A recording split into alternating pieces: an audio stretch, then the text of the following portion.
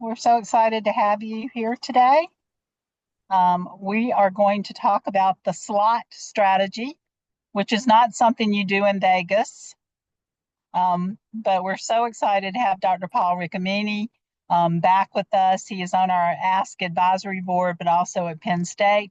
But what I'm most excited about is that we have Dr. Jenkins and Dr. Quattlebaum from the Aiken County Public School District, and they are going to share implementation strategies.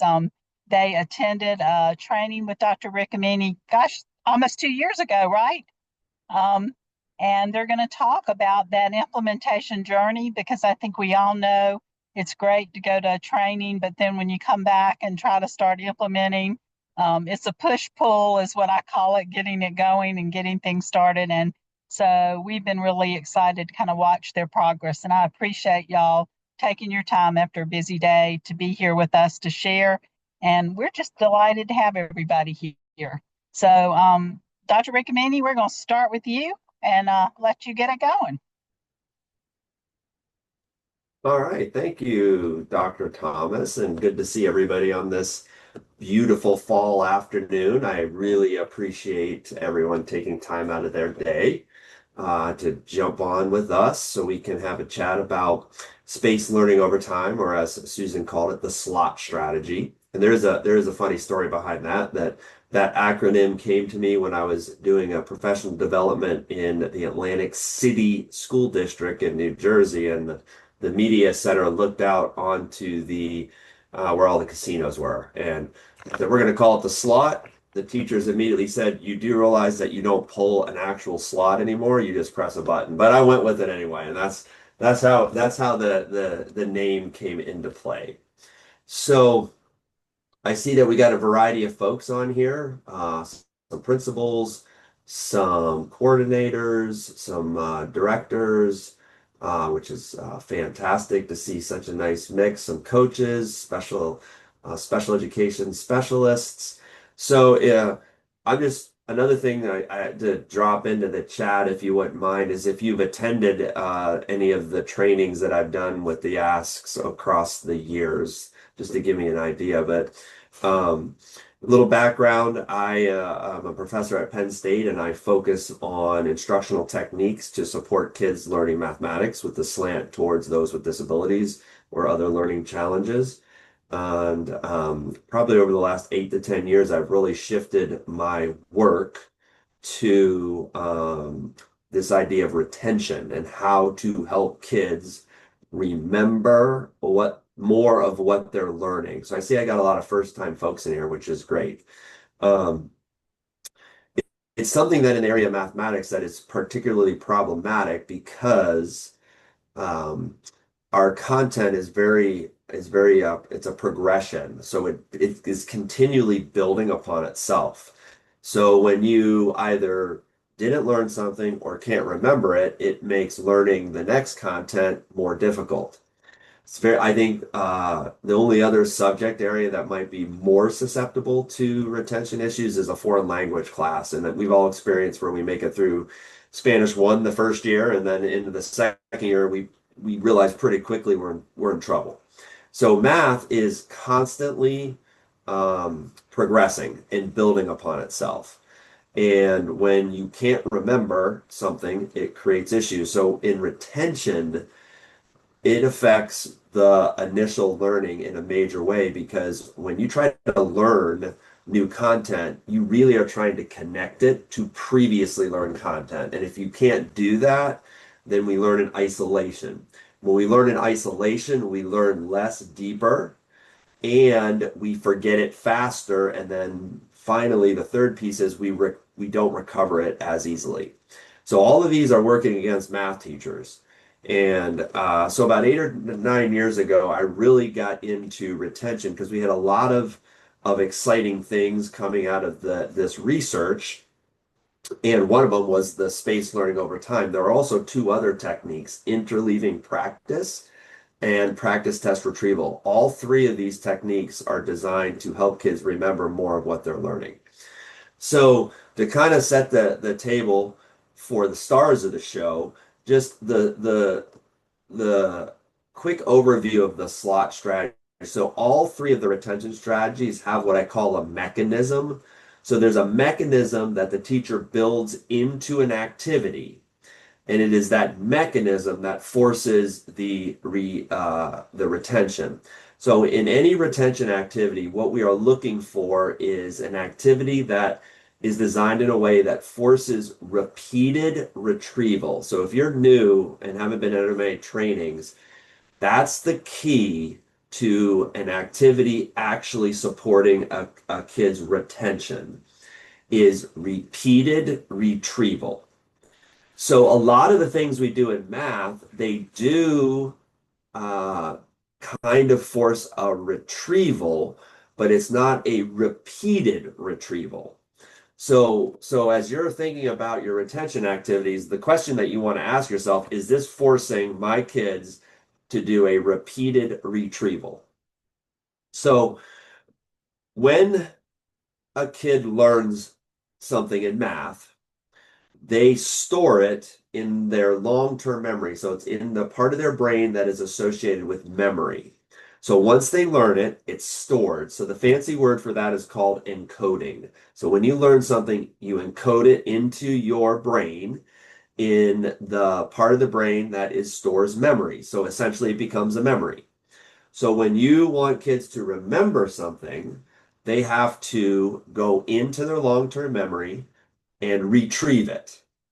So in order to strengthen that retrieval, we need to set up activities that force repeated retrieval. So if you are a classroom teacher, you have more than likely experienced this today if you had kids. But anytime that you utter a phrase or a variation of, hey, do you remember this from last chapter? Or hey, you should have learned this last year. As soon as you say that statement, pretty much all the kids, regardless of the level, they give you that, nope, I don't remember it. Then you're like, come on now, we spent a whole time. Then they double down, these little rascals. They double down on it and say, nope, you did not teach us that. You weren't here that day. You were out, right? Anybody who's teaching is going, oh my gosh, it happened to me today. But the key for us, and what we're going to talk about, then we start prompting the kids. Now, remember, this is what we did. We start kind of trying to jog their memory, and a whole lot of kids, now it's not all the kids, but a lot of the kids give us the, oh, now I remember. This is after they argued with us for 5 minutes that we never taught it to them. So, what that's telling you, that is a super important cognitive indicator for you as a teacher. What that means is the kid did actually learn it and encode it. But the space from when that happened to when we were talking about it caused the kid not to be able to retrieve it. They could not retrieve it until we prompted them. So these strategies, in particular, the space learning over time, the slot strategy, is designed to keep more information accessible long term. So that's the key with all of these. None of these are going to help kids learn more. They're going to help them retrieve it at what they learned. So they have mechanisms. So the mechanism of the slot is the timing element. So what we learned, or what we've learned in this research is revisiting is important and helpful. So that traditional spiral that's in our math programs is helpful because it's forcing retrievals. But what we learned in this research is it's not just the revisiting that's important, it's that you revisit it in certain windows of time. So that's what really caught my attention on this strategy was as a former math teacher, both a special ed and a general ed teacher, I revisited. But what I never took into account was the timing of when I revisited. So sometimes I revisited something I taught the day before, something I taught 2 days before, something 6 months ago. Well, what we've come to learn with this research is there are two very specific windows that we want to revisit high priority topics in. And the first window is 28 to 42 days after we teach something. is when we want to revisit it. Now, the key is these 28 days are calculated by counting every day that ends with a Y. So these are not school days, these are calendar days. So you're counting holidays, snow days. I'm sorry, you don't have, well, you might have snow days down in South Carolina, hurricane days, building days, whatever the day is, you're counting it. So so the key is you look at when you taught something, then you count forward 28 days, and that's when you would want to revisit it. Then you would revisit it 2 months after. So what you're having with this slot is a more purposeful revisiting within windows. So before I turn it over to the stars, if at the very lowest level of this technique, if we were going to do a slot activity today, so today is Wednesday, so I would call it way back Wednesday. So my kids would know on Wednesdays, we're going to revisit something from at least a month ago. So if I were going to do that at the lowest level, I would literally pull out my calendar and I would count back 28 days, Saturdays, Sundays, Mondays, holidays, non-school days. I'd count back 28 days all the way to 42 days. And that would be my window. And then I would look in that window and I would decide of the topics that I taught in that window, what is a problem area for my kids and what is a high priority area. And then that's what I would revisit today. Now, that is a super shallow overview of the slot technique. Now, you're going to get to hear from some experts who have been implementing it. And, whenever you try to take something from the research and implement it, there's going to be things that you have to just make work because real life implementation is not like a research study where everything's controlled. But the key with this is you just space it. And we're going to get into a little more nuances on slot one and slot two, but that's the gist of the slot strategy is it's a purposeful spacing of high priority problem areas across the school year and that you build a regular routine. So that way back Wednesday is how schools begin to scale up and sustain the activity. So all the fourth grade teachers, they pick way back Wednesday. I have a lot of schools that do throwback Thursday, flashback Friday, memory Monday, toss it back Tuesday, and then every day at that same time each week they do a slot activity. And what happens is you build a routine, and routines, once they're built, are more likely to be maintained across time. So that's the key with this. And that way back Wednesday or throwback Thursday was not part of the research, and it was not my idea. It was teachers. I love working with teachers because they take strategies and then they make it their own. And by making it a once a week activity, you make it a routine. And we all know that when you teach kids a routine, if you forget to do the routine, they will very politely, air quotes, remind you about that routine.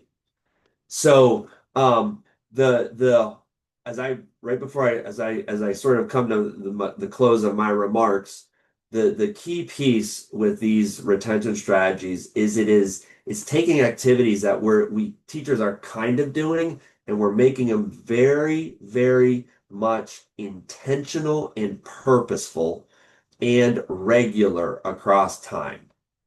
So before I turn it back over to Susan, does anybody have any general questions that they might want to throw at me before we turn it back over?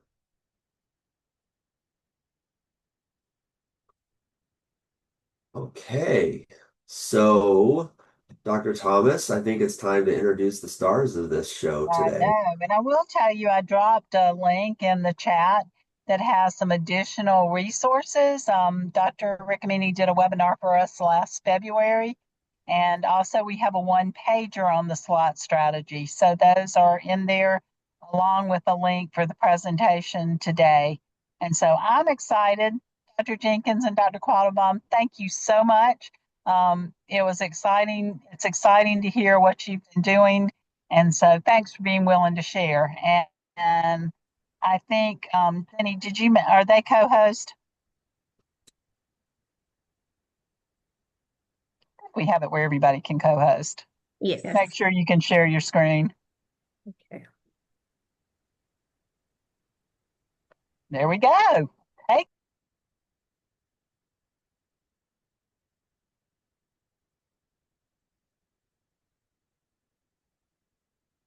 All right. So good afternoon, everyone. We are so excited to be able to share how the slot strategy has kind of had a journey through Aiken County. I'm Dr. Jenkins, and this is Dr. Latrice Quattlebaum, and we'll be just sharing with you our journey with using slot strategy. So our roles within our district, we currently have been rebranded. We were formerly transformation support specialists, where we work with our schools with state designations, on increasing student achievement for our subgroup populations. And now we're continuous improvement team. New title, same job. We just extend our support beyond just our state designated schools to support our other schools with continuous improvement because a lot of strategies and support that we were given were good for our subgroups, but also good for the whole as well. So just going over some brief learning objectives that we'll be talking about today. This session is basically focused on being able to explain to you just the purpose and principles of SLOT, share with you how we found it exciting as we attended the session. I think it was in June of 24. And immediately started thinking about ways that we can bring it back to our district and be able to share it with our teachers, as a lot of what they were asking when we were joining PLCs is, hey, what strategies can we use to help students retain the information, right? So also describing, our implementation process in terms of how we scaled it in to kind of introduce it to our county and then kind of branch it off to where we were able to reach more. Of course, as Dr. Riccomini shared, there are multiple retention strategies that he shared within his session, like interleaving and also practice test retrieval. When he said within this session, start with SLOT, that's what I decided to do, was start with SLOT, and especially since it could go beyond just math. And we were able to, touch different contents across the different grade bands. So we'll get into some of that. We'll also identify some key actions for if you choose to replicate it within your district or replicate it within your school. So ways in which that can look. And then also after the session, our hope is that you'll be able to draft just some initial steps in terms of how you can embed SLOT within your systems. So when we talk about our implementation journey, Dr. Jenkins kind of already touched on the fact that we were rebranded. And so our initial steps were that our focus were on ATSI schools. And then we were charged, we met in January of 2024 and quickly became a team that was charged with supporting 22 ATSI schools, 7 of those schools being second cycle, and then 2 priority schools. And so there was a need and an urgency of what things can we tweak rather in terms of instructional practices to meet the needs of all. And so with our mission, we were basically given free reign to build a plane while we flew it, and then make sure all that builds and align with our district's permission of making sure that we explore new horizons with extraordinary possibilities. And so we took that charge very seriously to learn quickly and then bring it back. And so with us learning quickly, our initial professional learning started with Academic Alliance at a summer summit, and we were energized. We definitely learned of the SLOT strategy, but we learned other instructional practices too. And so what you're looking at is a timeline that I'm just going to give an overview because we're going to go a little deeper in how that timeline came to life and really being an implementation journey. And because we were excited and like ready to go, but we had to slow down and figure out how are we going to give it back to others. We were blessed to be able to tap in some district PD, do a job that other people thought was well enough to get invited back in their schools. And so word of mouth helped us be able to go indoors, so that we were able then to bring strategies such as SLOT and others and practices, like I said, that we definitely got for Summer Summit, to give it to our instructional coaches so that they can also continue the work and progress monitor and give support. And then that just simply springboarded into us figuring out, okay, if we're going to give these wonderful strategies that we got from Academic Alliance, then we also need to expand it. And so we birthed momentum and made sure that we gave continuous professional development throughout the school year. Okay. So in June of 2024 was when we actually attended the summit, and it actually was 4 days. So it was 2 days for elementary, and then it was 2 days for secondary. And I attended all 4 days. Dr. Riccomini even said, "Hey, you're back again." It's like, "Yep, it's me," because we actually support across the bands from K-12. So it's important for me to see how the strategy was used with elementary and also secondary, so I could see how I could kind of scaffold it up and provide those supports of how it could look with different scheduling type things, and also having different kids at different ages and how that would look in terms of building the strategy in. So like Dr. Qualabong said, this was a professional development opportunity for our team at that time to be able to grow and to be able to come back and share with our district some strategies that we felt was beneficial in helping to kind of create that momentum of moving students and having those strategies within our tool belt. So while we were there, after I attended that first day, we had a debriefing session. I was like, "Girl, this is what we need to do. This is going to help to move our students." So we had some discussions around that. And then our team got back. We met with our director, who's a federal program, Brian Gibbons, and we shared with them, "Hey, this is a wonderful strategy. I feel that we're going to get a lot of bang for our buck with it, especially with math being an area of focus for us. And then also with students just being able to retain information." So that was kind of how June of 2024 went. So in July, when we got the opportunity, because we're a year-round district, so if y'all saying July, yeah, we start school in July. But so when we started and the teachers had pre-planning, we actually met with our then curriculum director, Mickey Dove, and she was like, "Girls, what strategies do you have? What can you provide for our secondary teachers that's going to give them a bump up of what they can do? I know that you guys are working with our designated schools, but hey, how can we hit all the secondary teachers and provide them support?" So we share with her some of the strategies that we got from AASC, but specifically the slot strategy and how that session was actually set up, because it was already planned. It was part of our district PD. It just was building in a session to support it. And teachers actually had to sign up in terms of looking and reading the description and seeing if they wanted to come. So full sessions came in, which was great. And I was able to share with them the slot strategy and how impactful it was. And it wasn't just deemed to a certain content. It wasn't just math. So I had some math teachers, some science, psychology, some foreign language teachers who came in. And as we were in there, we were going over the forgetting curve and what that meant, and that 28 to 42 day window, following up with the 2 month, that way back Wednesday, flashback Friday, somebody said turn it back Tuesday, and just talking about including those opportunities for them to strategically. And then also Dr. Riccomini forgot to mention, it's very data driven in terms of what you're doing for those slot activities, in terms of, yes, you're gaining your formative assessment data, whether it's a quiz, a check for understanding, a unit planning, all the things that you normally do, you're continuing to do those things. But after you've looked at that data, then it's like, okay, well, I know when we were doing multi-digit multiplication, that my students struggle more when we were doing partial products. So it's intentionally going back, looking at that data and using that to drive what activity you're revisiting with students and kind of scaffolding it out. So When I was with secondary, just a little tidbit about me, my background is elementary.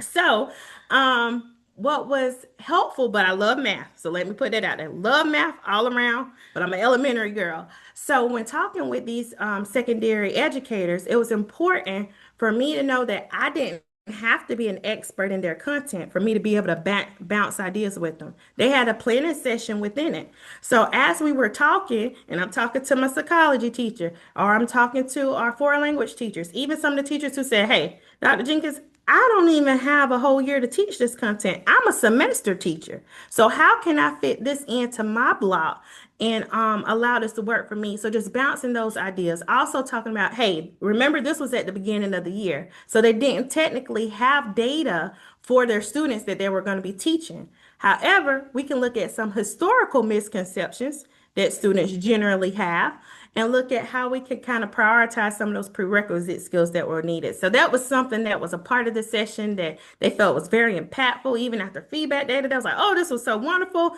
And I was just on the fly thinking, ooh, psychology, ooh, foreign language. I took German, didn't take Spanish. But, just having those conversations and just bouncing on what is best practice. Historically, what are some misconceptions when students start to do this? And then let's plan for how we can kind of build in opportunities within those windows to revisit it so that they have time to integrate it into their instruction to support students. So then from August 2024 to May 2025, we were just simply addressing the need because once that was done for district PD, word spread. And so then we were tapping into teacher leaders so that we could then continue to spread that love. And so we got success stories from various leaders. And as I said, as we trained others, then they also had confidence of strategies that they can use across content. So it wasn't, yes, it may have springboard in math, but then they began to see the power of intentionally building in that time to review and it not just simply being a crash for upcoming assessment or just saying I'm spiraling the skills. And so we were able to have those site-based PD sessions to further tailor the strategy and meet schools' needs.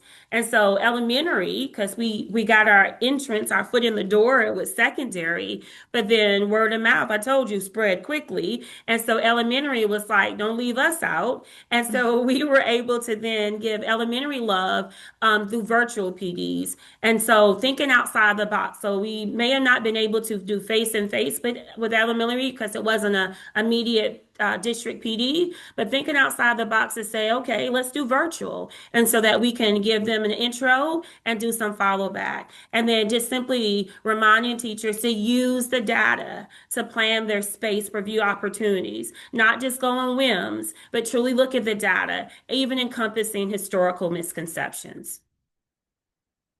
And so with teacher and student impact, we definitely had teachers initially report their students' increased student recall and confidence. And so what you're seeing a little snippet of survey data.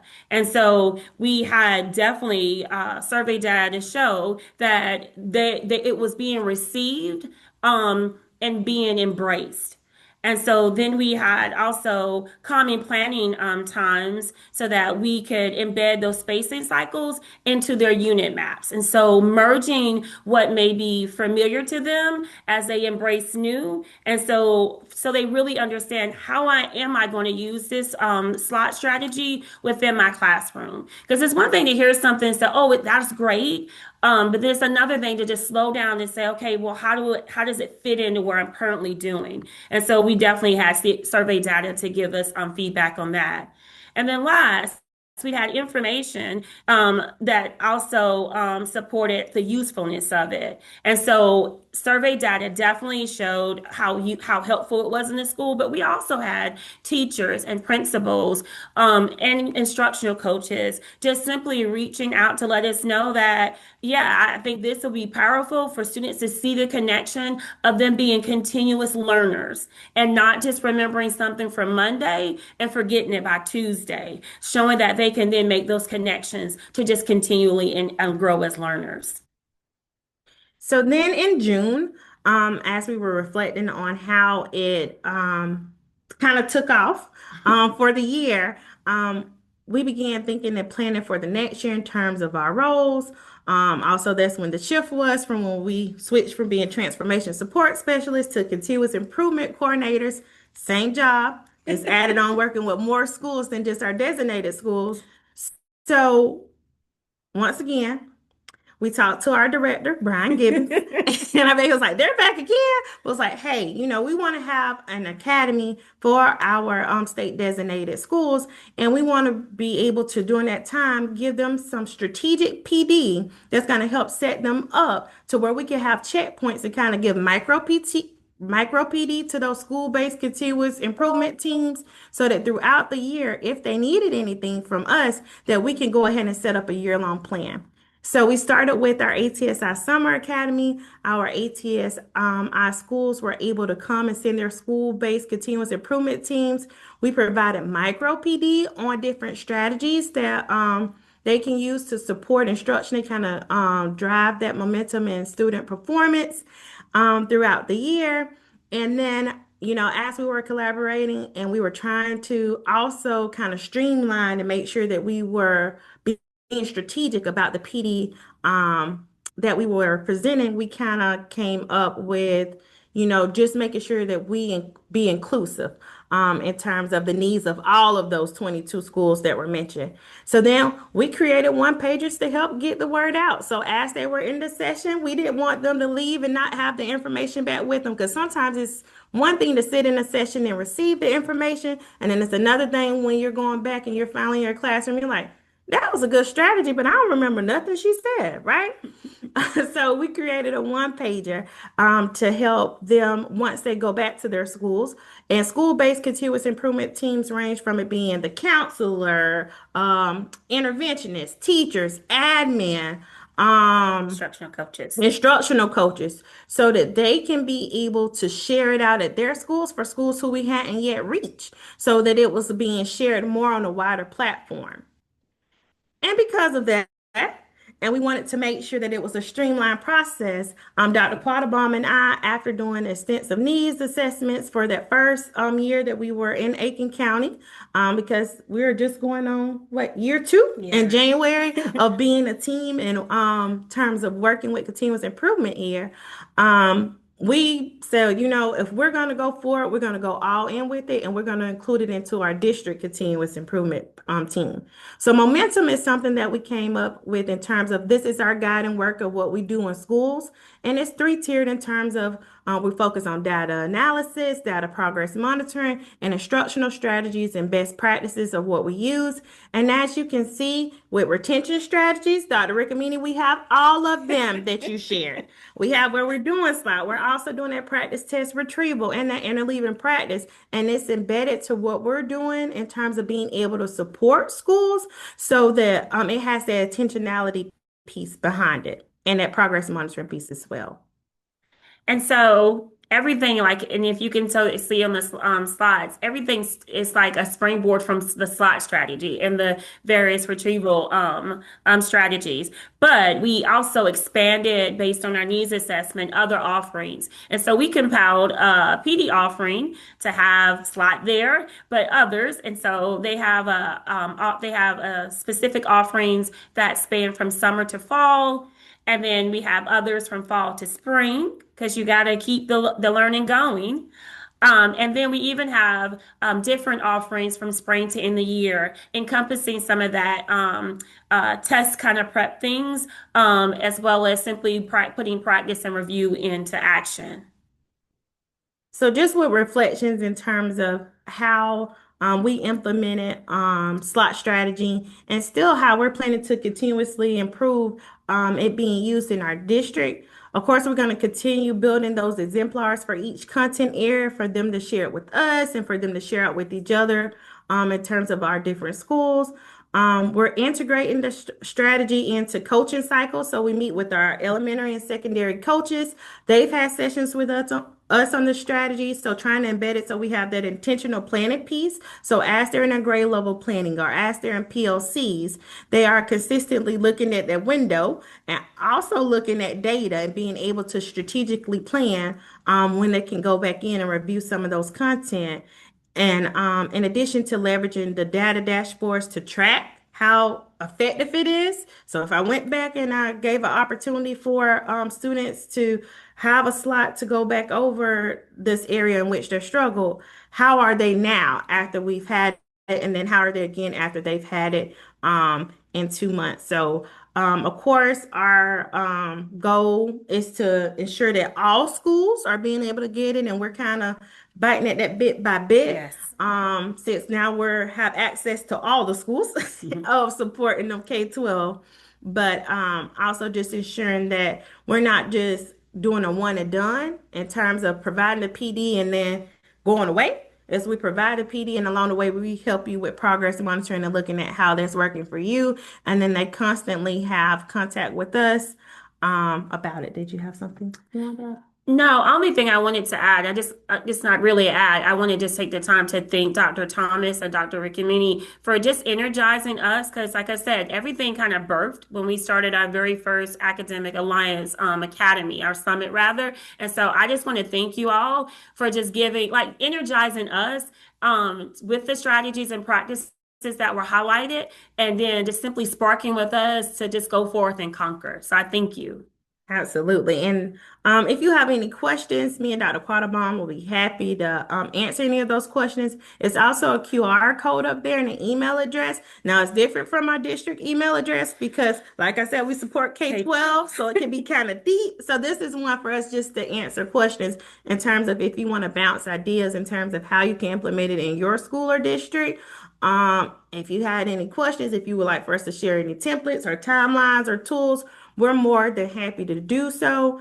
So that's all we have. Are there any questions?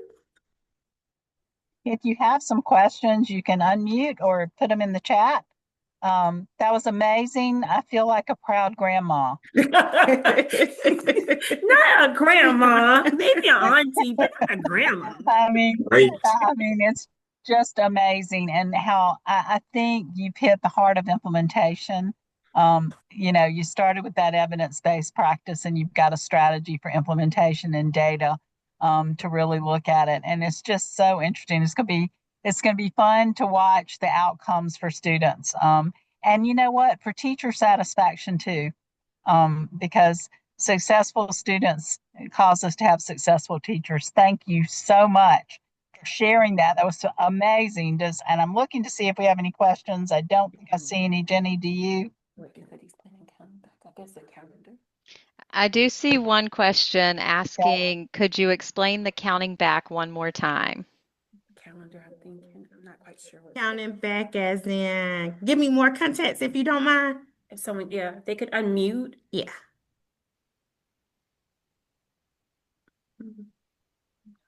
Sorry, I was struggling to unmute.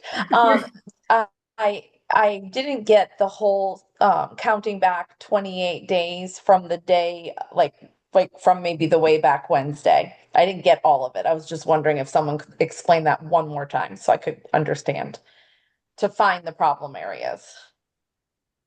Okay, so would you like me to kind of jump in? So with the 28 days, so it's from the initial time that you've like introduced the specific standard, strategy, or skill to the student, and then you count up 28 days from that day in terms of when you would revisit it. But what you will use in terms of the data to support it, during that time, of course, you're doing your check for understanding, so your exit tickets or your quizzes, or you may have some unit assessments. And based off of how they're performing on that assessment, of course, you have questions or specific steps that you start to see, hey, when they're starting to work through this problem, they're really struggling here. And I notice it across the board.